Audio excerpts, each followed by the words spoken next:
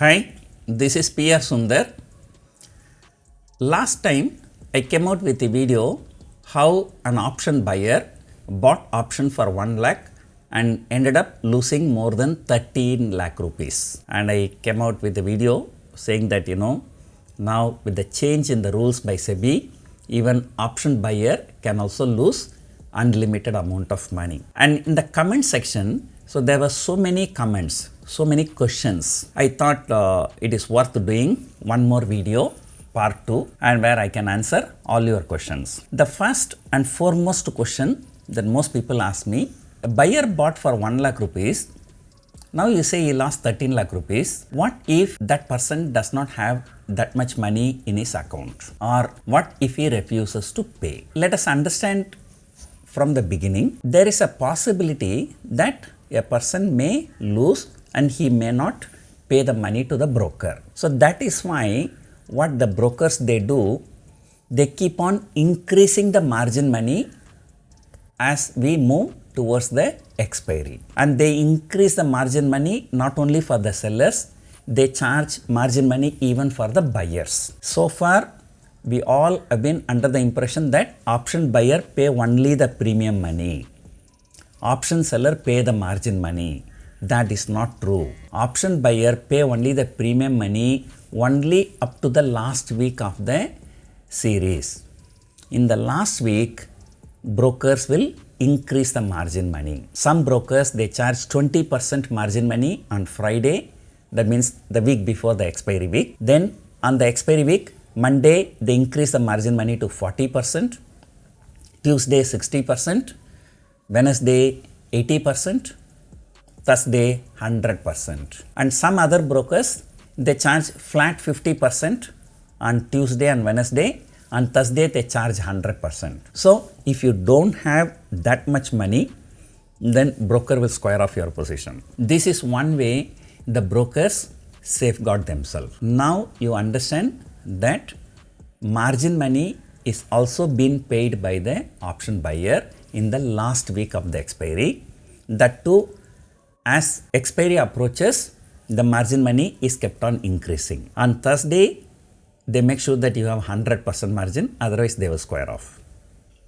Same thing with the seller also. Seller also, they increase the margin money. But once again, they don't increase the margin money for all the options. Because a person who sold very, very far out of the money option, why should they charge extra margin money for them? Because anyway, that may likely to go to zero. Most of the brokers, they charge margin money only for in the money options. And what happened to the case that we discussed, Hindalco was out of the money until Thursday. So there was no extra margin money charged. And only on Thursday, that too closer to the expiry, and it became in the money. And that is where everybody was caught by surprise. I don't know what nowadays, maybe some brokers may come out with some idea, not only out in the money, but 1 or 2 strikes out of the money also you have to pay margin money. They may come out like that. But so far there is no such thing has happened,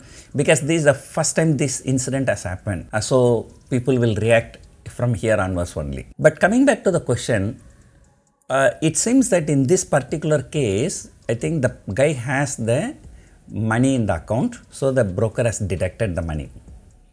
But what if there is no money, and what if the client does not pay the money? How stock market works in India, whether the client pays or does not pay, it is immaterial to the exchange.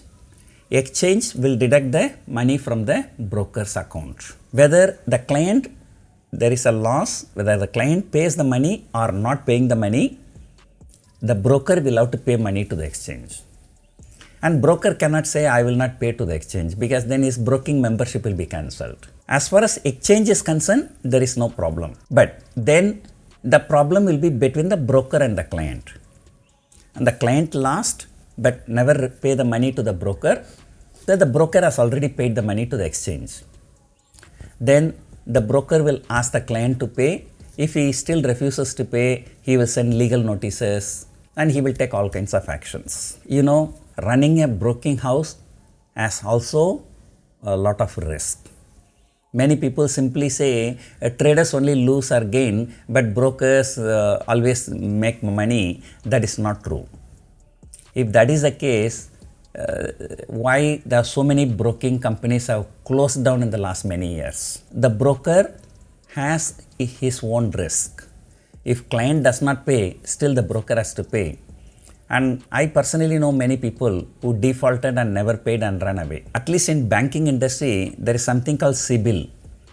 You borrow from one bank, you don't pay, you run away, then it will be reflected in the CIBIL.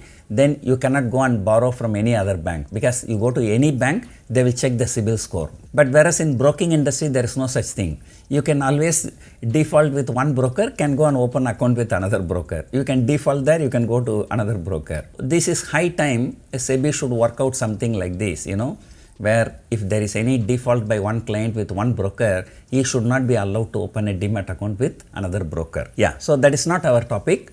So our topic is that the first question is, if the option buyer and resulted in physical delivery and made some losses, if he does not have the money or if he does not pay, still the broker will have to pay. Then how the broker recover that money from the client? It is between the broker and the client. So that's number one. Second question that came, sir, in the whole Hindalco episode you explained, say option buyer, but what will happen to the option seller?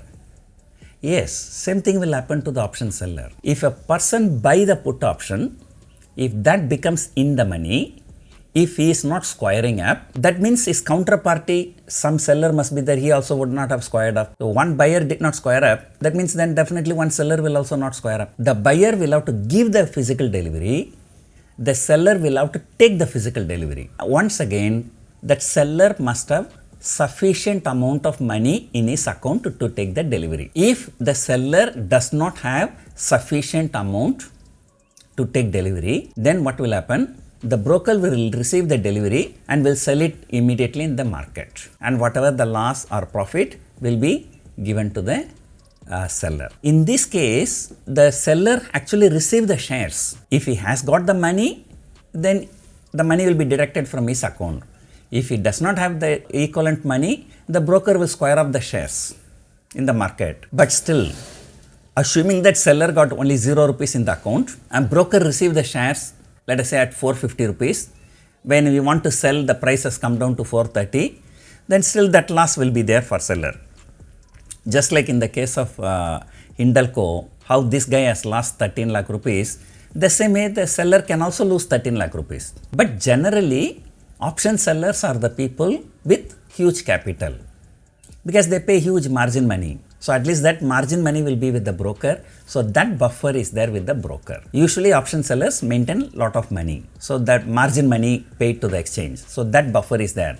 Whereas option buyer does not pay the margin money to the exchange. So there is no buffer. Otherwise, the treatment is the same. If you are a put option buyer, if the price comes in the money, you have to give delivery. If you are a put option seller, then you have to take the delivery. Same thing on the other side. If you are a seller of a call option and if the price becomes in the money, and you have to give delivery. If you are a buyer of a call option, then you have to take delivery. So there is no question of unfair treatment between buyer and seller. So they both are equal footing. The third one, what about the spreads? That means one guy bought, let us say, 100 rupees put option and sold 90 rupees put option. And let us say on the expiry day, the market came and settled down at 80 rupees. So he has got one buy option, one sell option, both has become in the money. That means he has to take delivery in one case, he has to give delivery in one case. So in that case, they both mutually cancel with each other, so nothing to worry. Similarly, people do covered call. They go long in futures and then they sell call option. Let us say you go long at 100 rupees, you sell 120 call option and the price comes to 130. Don't square up the future also, don't square up the call option also. That will cancel each other. That's because the future you bought, you have to take delivery. Call option you sold, you have to give delivery. So they both will cancel each other.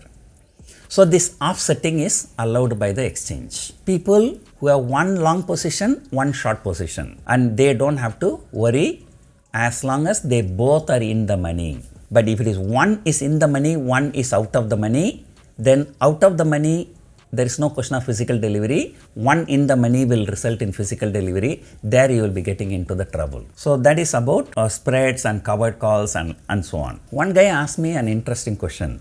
Sir, what about close to the money? In fact, I have to give a detailed thing. Let us say I sold some Sun TV 550 put option. So on that particular expiry, Sun TV has actually closed below 550.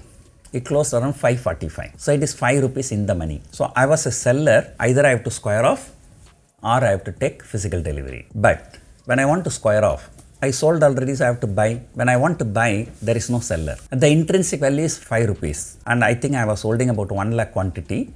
So that amounts to be 5 lakh rupees intrinsic value. I have to return 5 lakh rupees, but I don't want to get into the physical delivery issue. So I was prepared to give even 1 lakh more, 6 lakh rupees. The stupid buyer, he was demanding 15 lakh rupees. My fair value is 5 lakh rupees and I am prepared to give 6 lakh rupees. And this guy demanding 15 lakh rupees. Then I said, okay, forget it. Let me take physical delivery. What has happened? Later, and that guy, the buyer of option, so he has done something called do not exercise. There was a provision in exchange.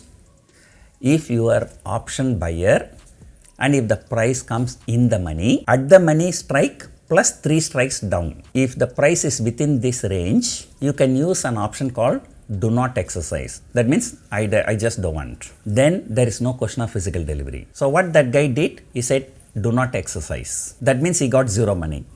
The entire 5 lakh has become my profit. I was willing to give 5 lakh. I was willing to give 6 lakh rupees. He was demanding 15 lakh. At the end of the day, either he has to give physical delivery because he does not have the shares to give physical delivery. He said, I do not want to exercise. Then he said, I am ready to lose 5 lakh rupees. So I became so lucky that the entire 5 lakh rupees has become my profit. Earlier, exchange had this provision. At the money strike plus 3 strike prices. Within that range, if your option is in the money, you don't want to exercise, you don't want to give physical delivery, you can leave it, but you will not get even 1 rupee. You will lose all the money. You will not get the intrinsic value. You will lose all the money. So this particular guy lost 5 lakh rupees. But what has happened? In the last November, they have removed it. So there is no such option was available since November 2021. In fact, I was not aware. I read it from somewhere after this Hindalco issue. Therefore, so don't think that you can go for do not want to exercise because it is a close to the money. So there is no such option is available now in the market. Now, the last question. Sir, everyone can give the problem, but only few people can give the solution. What is the solution for this? The first solution is that don't trade in stock options.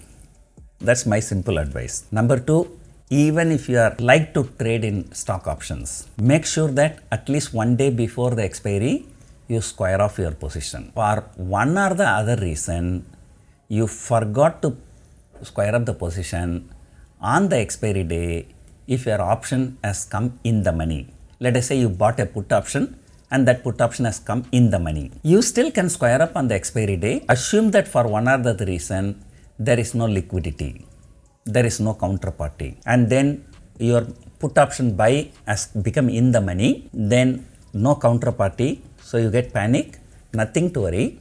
All you have to do, you have to call your broker, explain the situation, and you should ask him to allow you to go long in future. You go long in future, that means you have a long position. You buy a put option means it's a short position. Both will cancel each other. So there is no question of physical delivery. So the same way, if you are a buyer of a call option, if the price has come in the money, then you have to go short in future. But most of the brokers will not allow you to go long or short in future on the last trading day, because without the corresponding option, you go naked long or short in future, that will result into physical delivery. So that's why I say you have to call your broker, you have to explain the situation, and then you have to take long position or short position, means the counter position. You are a put option buyer means you are short. So you have to go long in future. If you are a buyer of a call option means you are long, you have to take a short position.